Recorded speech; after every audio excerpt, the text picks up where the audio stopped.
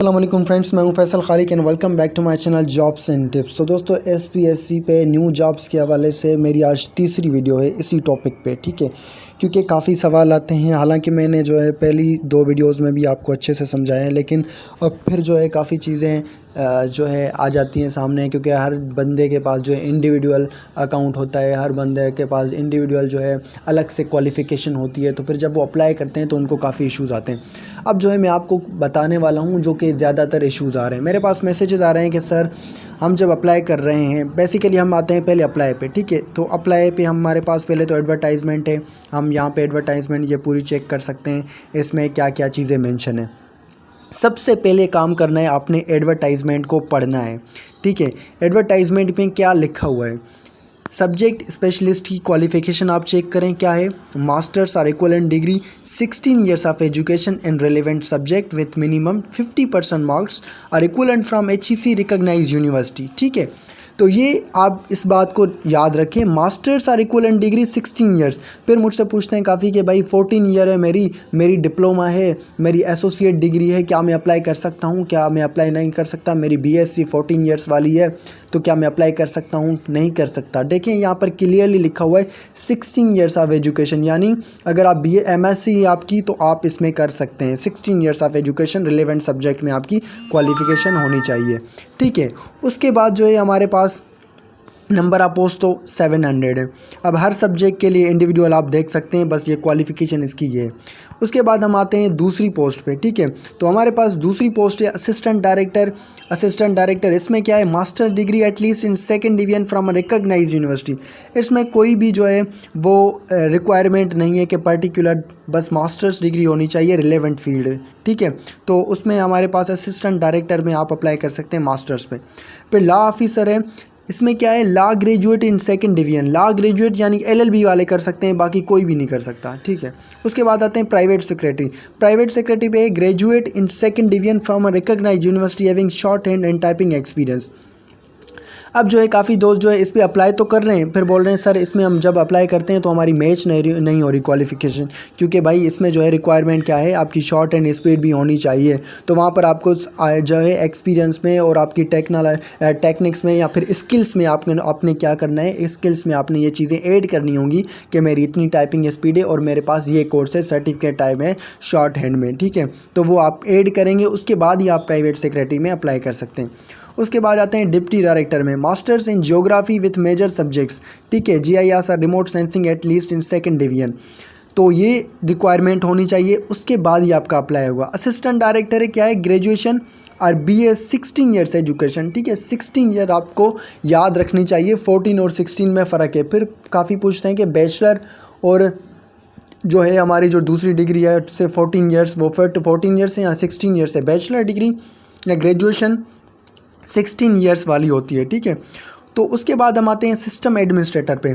इसमें जो है ग्रेजुएशन 16 ईयर्स हैं। उसके बाद है GIS डेवलपर है, असिस्टेंट डायरेक्टर है, इसमें भी बिल्कुल सेम है। असिस्टेंट पे आते हैं, ठीक है।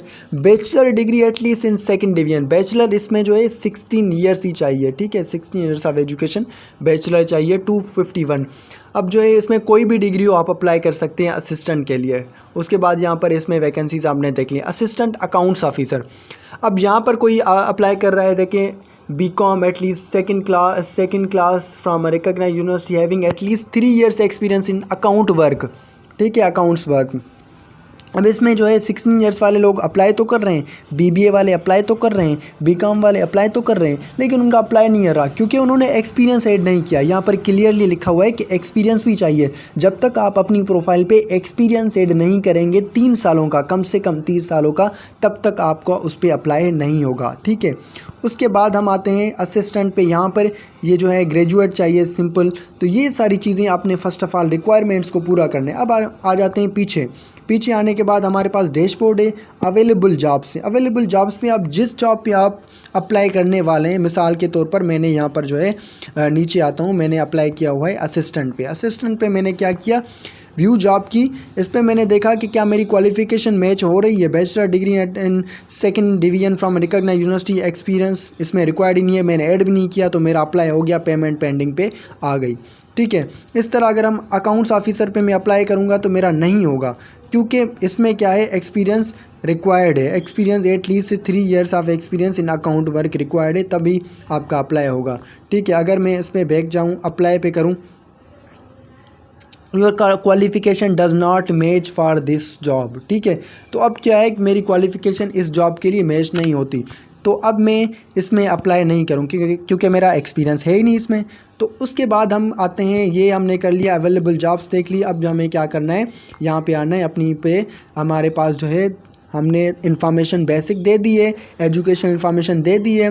अब रजिस्ट्रेशन और सर्टिफिकेट, अब जो है देखें मैंने यहाँ पर वेबसाइट डेवलपमेंट कर दिया, ऑफिस ऑटोमेशन कर दिया। ये उनके लिए जिनको जो है प्राइवेट सेक्रेटरी के लिए चाहिए ऑफिस ऑटोमेशन। ठीक है, मैंने डिग्री ऐड की है, तो अब मैं जब अप्लाई करूँगा उस पर हो जाएगा। आपने ऐड न्यू करके अपनी जो है स्किल ऐड करनी है यहाँ पर।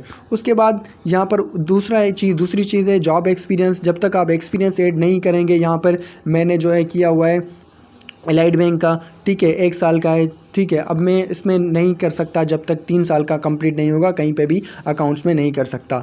अवेलेबल जॉब्स, जो एप्लीकेशन हिस्ट्री, ये सारी चीज़ें आपने को कवर करनी होगी। ये सिंपल फॉर्मेट है। अवेलेबल जॉब से आए, यहाँ पर अगर आपकी क्वालिफिकेशन मैच होती है तो अप्लाई नाउ पे क्लिक करें, पेमेंट पे क्लिक करें। इससे पहले मैंने जो वीडियोज़ बनाए हैं उस पर सारी डिटेल्स हैं, और ये मैंने आपको इस डीप वीडियो जो है बना के सारी चीज़ें बता दी हैं। तो ये इसके बावजूद भी अगर आपके पास कोई सवाल आ रहा है, कोई गलतियाँ आ रही हैं या कुछ हो रहा है, तो आप कमेंट करें, डायरेक्ट मैं आपको जवाब दूंगा। होप कि वीडियो आपके लिए इन्फॉर्मेटिव होगी। Do subscribe my channel. और प्रिपरेशन के लिए मैंने मेरा यहाँ पर एक व्हाट्सअप आपको नंबर शो हो रहा होगा, उस व्हाट्सअप नंबर पे आप कांटेक्ट करके मेरा पेड ग्रुप ज्वाइन करेंगे, जहाँ पर आपको रोज़ाना के तौर पर 50 से 100 MCQs मिलते रहेंगे, जिसकी आप तैयारी करते रहेंगे, और इस तरह आपकी SPSC की टेस्ट इंशाल्लाह क्लियर हो जाएगी। अल्लाह हाफिज़, टिल द नेक्स्ट वीडियो।